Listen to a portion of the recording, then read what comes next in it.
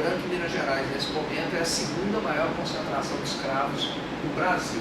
Então, você vai ter ali uma cidade, por um lado, muito nova em algumas das suas propostas, e por outro lado, né, essas propostas são sustentadas no que havia de mais arcaico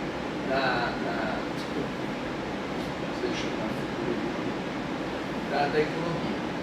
Um elemento que é interessante também para pensar, Juiz de Fora, pela sua proximidade com o Rio de Janeiro, e principalmente pela sua dinâmica econômica, Juiz de Fora vai atrair populações muito diferentes do resto de Minas Gerais. Juiz de Fora vai ter uma população enorme de germânicos e, à medida que o século XIX avança, ela vai se transformar no principal destino dos imigrantes italianos. Depois vai ser superado por Belo Horizonte, mas durante muito tempo Juiz de Fora vai ser a principal cidade italiana de Minas Gerais, tanto que até hoje ela tem um vice-consulado da Itália lá. O Mussolini mandou construir um prédio, especialmente o vice-consulado da Itália de Juiz de Fora, na época do fascismo.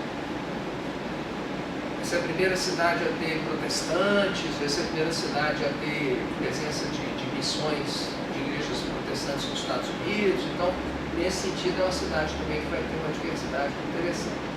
Por isso, até, tem um quê de história pessoal aí no meio dessa escolha também, mas isso fica para depois. Mas por isso, até a escolha do que eu estou chamando aí das duas capitais regionais, nesse momento.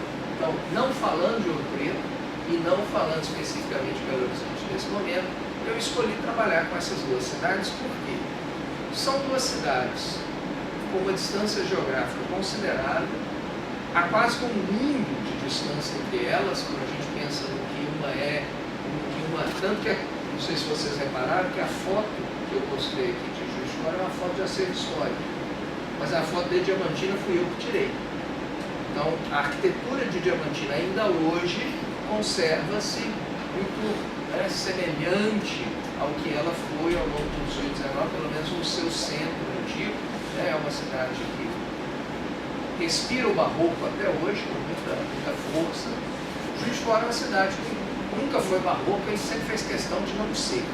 Tanto que durante muito tempo, em Minas Gerais, os juiz-foranos são conhecidos como cariocas do Breve, por conta de sua proximidade.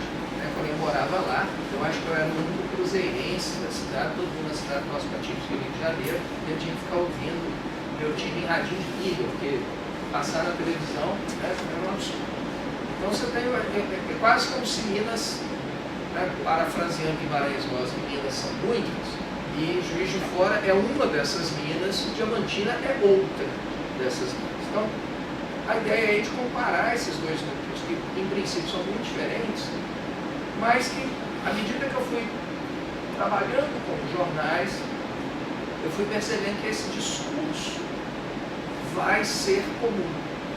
E isso me impressionou, como que duas cidades com economia, com sociedade, com história muito diferenciadas vão tentar implementar, ou as elites letradas dessas duas cidades vão tentar convencer as pessoas de que a cidade deve ser construída dentro de um modelo que, pelo menos no discurso, é muito parecido.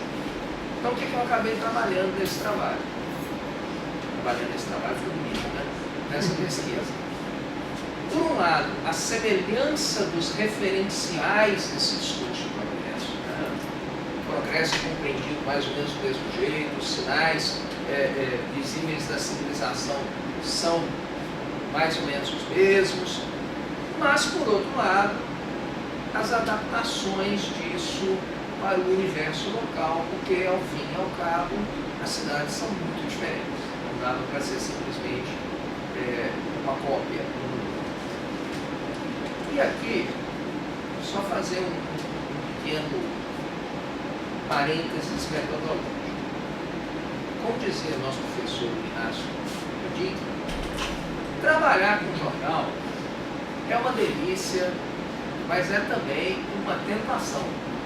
Porque você começa a ler o jornal atrás de um determinado assunto, o seu olho pega a coluna que está do lado, a historinha que está sendo contada ali é muito mais interessante, você começa a ler aquela outra história, você começa a seguir aquilo, aí 5, 6 fascículos depois você percebe que você está lendo, gastando tempo com uma coisa que não era o que você estava ali para pesquisar, você tem que voltar atrás. Essa característica do jornal é o que torna o jornal uma fonte histórica tão interessante. Porque o frescor do cotidiano está muito ali, né? Há uma intencionalidade de discurso que é óbvia, quer dizer, ninguém faz jornal se não é o outro ler, mas ao mesmo tempo há uma certa consciência da efemeridade daquele texto. Né?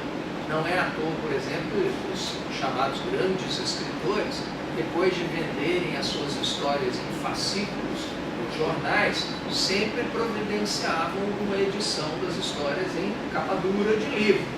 Porque você lê Machado de Assis em capítulos no pé da página do Jornal do Comércio é uma coisa.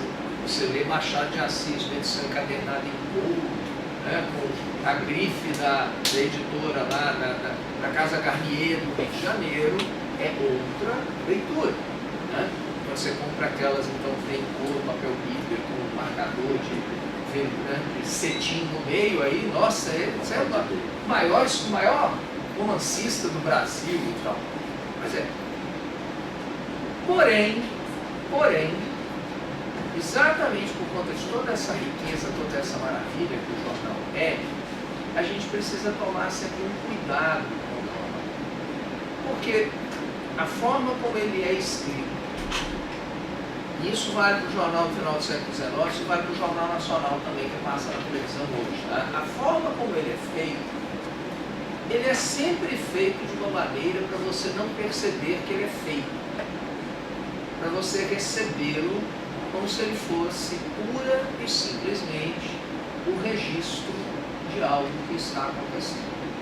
É muito comum, por exemplo, você ouvir pessoas dizendo que o jornal é o reflexo da sociedade. O jornal, quando você lê um jornal do século XIX, você encontra ali o reflexo da sociedade que ele está registrando. Né? Tanto que você tem jornais que tem isso, né? O imparcial, né? Essa coisa toda. Né? Quando muito reserva-se uma coluna ou uma página. Muitos jornais hoje ainda chamam essa página de opinião, né? Os colunistas, o editorial. Ali há um espaço em que abertamente estão sendo colocadas questões, vamos dizer assim, de uma determinada perspectiva, como se o resto do jornal não o fosse. Nos jornais do século XIX e início do XX, isso não é tão rigorosamente separado, porque o jeito que as pessoas escreviam nessa época era tão rebuscado que não tem como as opiniões não aparecerem no texto. Mas há essa preocupação, como parte desse ideal do progresso, da modernidade, de que o jornalista seja um reporter. Aí é interessante a gente pensar a origem dessa palavra. Né? O repórter, em inglês, é aquele que reporta, é o que faz o relatório, é aquele que simplesmente chega e conta o que ele viu. Ele não tem que pensar, ele não tem que elaborar, ele não tem que interpretar, ele não tem que dar opinião, ele tem simplesmente que reportar, fazer a reportagem sobre um assunto. Esse é o ideal que vai se construir sobre os jornais. O meu barato com os jornais é exatamente saber que ele não é isso. É exatamente saber que a imprensa não é um reflexo da sociedade. Se ela fosse um reflexo da sociedade, a graça do meu trabalho não existiria. O legal de pensar a imprensa, e aqui me perdoem, o termo é homem de imprensa mesmo, porque pelo menos das informações que eu tenho, 95% a 98% das pessoas que escrevem são homens. A gente tem algumas poucas mulheres escrevendo, em Minas Gerais, menos ainda do que em outros lugares, como São Paulo e Rio de Janeiro.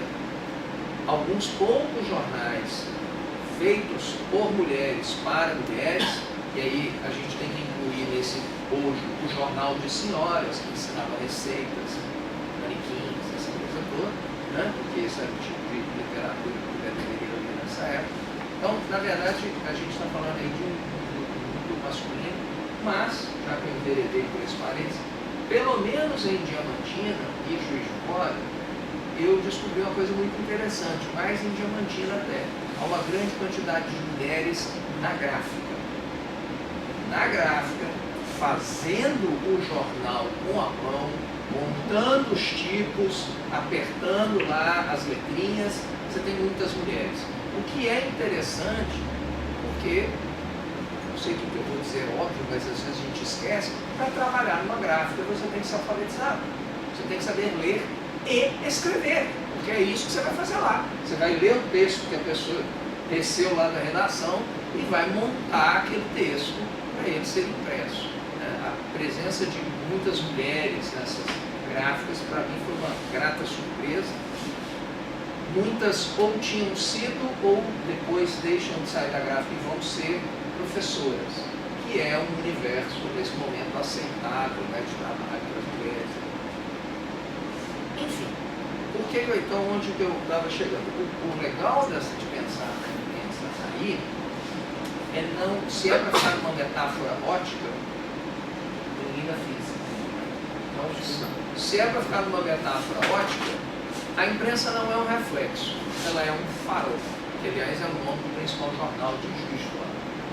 Ela não está tanto refletindo o que a sociedade apresenta, quanto está tentando projetar sobre a sociedade o que os homens de imprensa entendem ser o melhor para a população.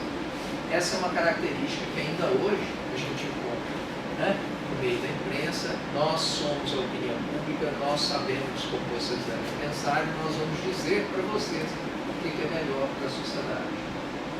Isso é muito forte na imprensa dessa época, até porque, se hoje a gente fala isso, pensando nos jornais atuais, né, com um certo sorriso sarcástico, irônico, pensando nas posições político-ideológicas desses jornais, nesse período aqui, a visão que as elites cultas têm da população é ainda mais depreciativa do que a atual. Né?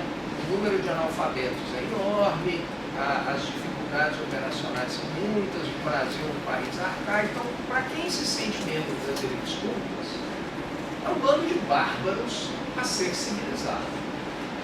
E é mais ou menos essa a postura que a gente encontra e que eu gostaria de fazer aqui hoje.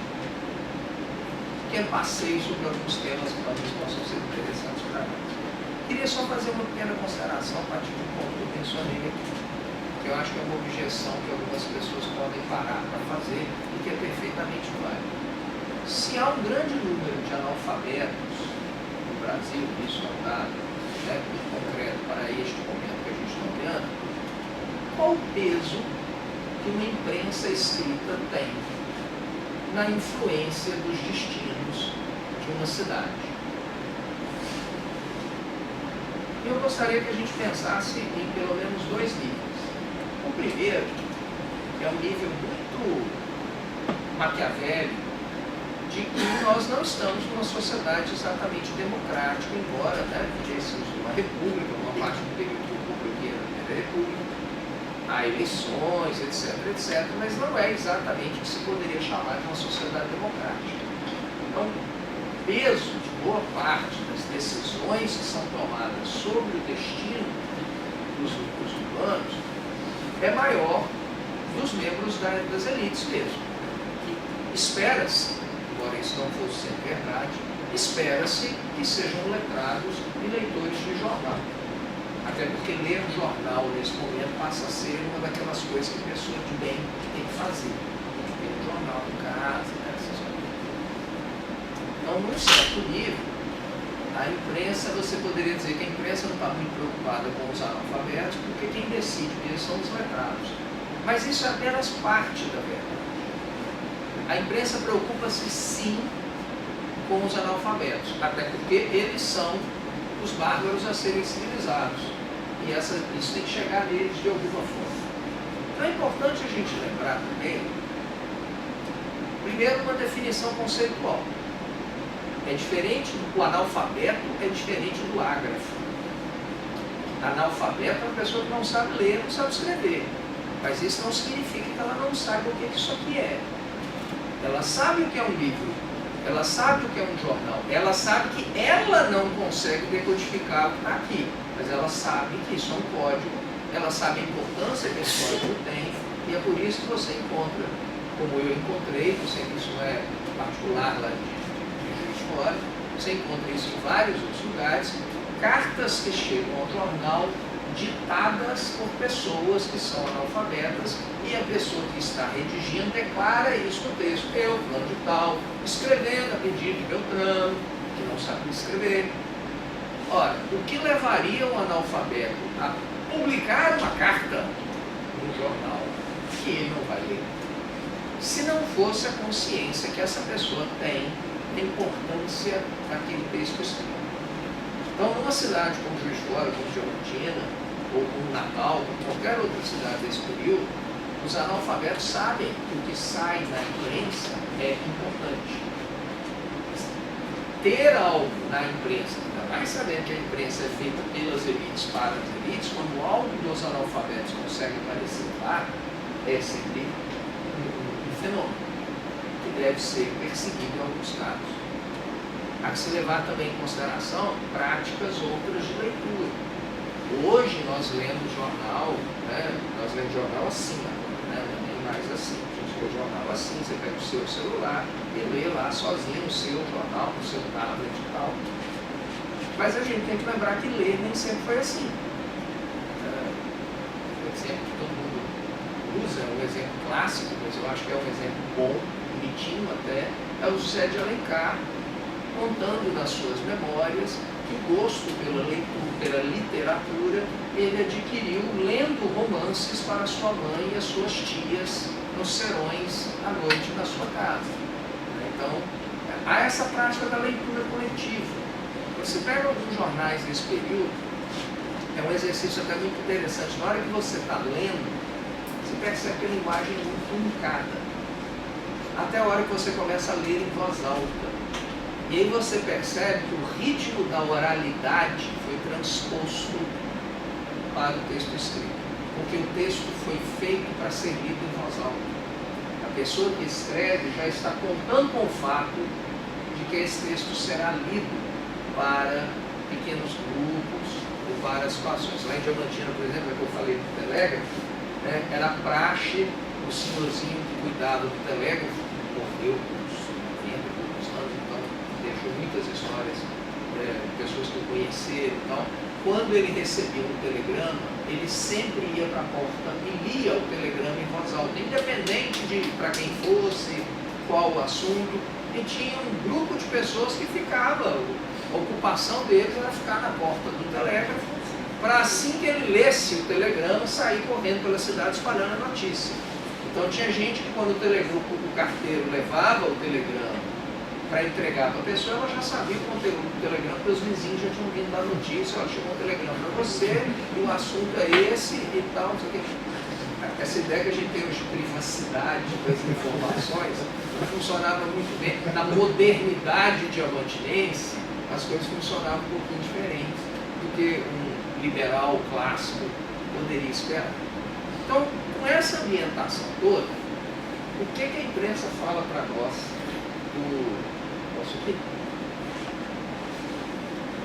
Primeiro, duas considerações que eu vou tentar sempre aqui, às vezes vai ficar um pouco tedioso, mas eu vou tentar sempre usar um texto de uma e um texto de outra para tentar ser equivalente e para também poder mostrar o sabor do local de cada um. Dois textos sobre o próprio progresso. Tá? O Jornal do Comércio publicou no dia 1º de janeiro de 1901, para lembrar todo mundo, no primeiro dia do século XX, ele preparou uma edição especial, fazendo uma espécie assim, de recapitulação de Juiz de Fora no século XIX. Texto extremamente laudatório. Você lê esse texto e tem a impressão de que o Juiz de Fora era assim, uma das potências industriais do mundo nesse período. Né? É mais ou menos essa época que a cidade recebeu. A Manchester Mineira é um apelido, né? A industrialização de Juiz de Fora está muito indústrias têxteis, e deliberadamente eles constroem as fábricas e as casas dos operários e as casas dos engenheiros com aquele tijolinho inglês típico de construção, né? As casas, você bate o olho nas casas, você tem a impressão de que elas foram transplantadas no interior da Inglaterra. O vitoriano, mas assim, até o tijolo era feito em Juiz de Fora com a mesma técnica para ficar parecendo um tijolo inglês, para poder dar essa impressão da Manchester mineira. E essa é a impressão. Você vê assim, não, nós temos só meio século, mas o trabalho humano já construiu aqui uma terra fantástica, maravilhosa, e que os herdeiros que venham por aí só aumentem nosso progresso, nosso crescimento, né? A enérgica vontade progressista.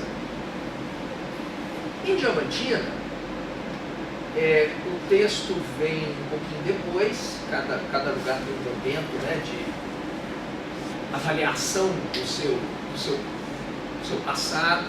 Em Diamantina, esse momento vai ser a chegada da ferrovia. Como eu disse, a chegada foi em 1914, mas pelo menos desde 1905 a obra está vindo. Então, em 1909, eles achavam que já estava para chegar, né? Eu acho que isso é algo que nós todos conseguimos nos identificar, né? Essas obras eternas para terminar as coisas. Em 1909 havia a impressão de que seria uma coisa para amanhã, e aí tem um texto belíssimo que é publicado nesse jornal Ideia Nova, em que o Aldo Delfino, que é um escritor local, faz uma espécie assim de avaliação do que vai acontecer com a cidade no momento que a ferrovia chegar. E é um texto que me toca muito, porque ao mesmo tempo que estão ali todos os marcos do discurso do progresso, o progresso é inexorável, o progresso traz coisas boas, o progresso muda a forma de vida de todo mundo, etc, etc. Há um toque de nostalgia muito marcante do texto pelas coisas que vão ser perdidas, né? Esse parágrafo aqui, especialmente, eu acho que ele traduz um pouco essa mescla. Olha, os carpinteiros vão chegar e eles vão mudar tudo. As casas vão ser construídas de um outro jeito. Lembre-se, nós estamos falando aqui de uma cidade que continuava construindo os seus edifícios com as mesmas técnicas portuguesas do século XVII, né? Pau a pique, adobo, então agora vai chegar gente, vai mudar o vocabulário, vai mudar a comida. Tem uma parte do texto, mas o texto é enorme, então só peguei uma parte que ele fala assim: mas não se preocupem, se vocês quiserem, com um dia de viagem, vocês poderão comer camarão à beira-mar. Se falar isso para mineiro, é negócio de outro mundo, né? É bom, né? Então você tem toda essa ideia de que o progresso vai transformar a cidade, que isso vai ser bom, mas nós vamos perder aquilo que o pitoresco local. Poderíamos traduzir como a identidade local vai ser perdida. Me surpreende muito perceber lá em 1909 a consciência que esse cara tem do que significa o processo de mundialização e o grau de, me permita o Pasteur, né? O grau de pasteurização arquitetônica, vocabulário, de consumo de alimentos e práticas que viriam na esteira disso. Então, é interessante porque ele não se coloca contra, ele não quer evitar isso, mas ele não deixa de perceber, vamos dizer assim, o preço que a cidade vai pagar para se tornar moderna. E uma das tecnologias que são vendidas nessa época, literalmente vendidas, porque esse aqui é um recorte de um anúncio. Eu queria chamar a atenção desse anúncio. Esse anúncio aqui eu me encontrei quando eu estava no meu mestrado, que é sobre a organização de Juiz de Fora, só depois que eu escondi para o resto de Minas. Atentem a data e a informação que eu passei para vocês sobre a base econômica de Juiz de Fora, cafeicultura escravocrata. E leiam esse anúncio, tentando convencer os fazendeiros da cidade a instalar um telefone nas suas fazendas.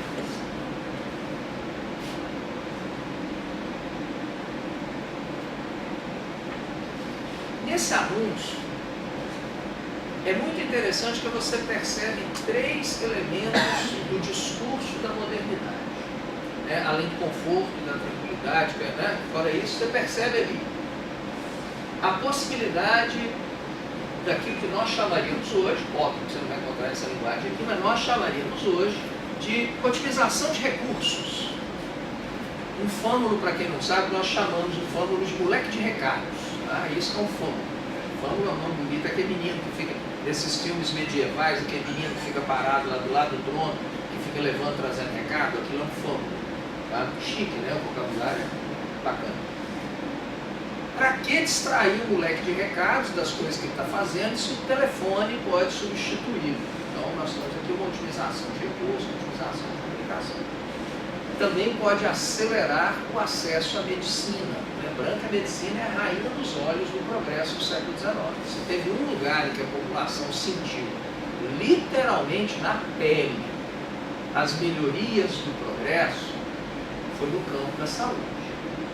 Basta a gente lembrar que um dos maiores heróis de Minas Gerais tem o seu apelido baseado nas práticas odontológicas existentes antes da invenção da anestesia. O Tiradentes não tem esse nome porque ele era delicado no tratar dos dentes das pessoas. Doeu, não tem conserto, buticão. Basicamente era esse o tratamento dentário que tinha. Então agradeça a invenção da anestesia, o fato de que a gente pode sorrir para fazer selfie hoje, porque se você olhar as fotografias do final do 19, início do 20, ninguém sorria, porque ninguém ia estragar uma fotografia mostrando os dentes podres.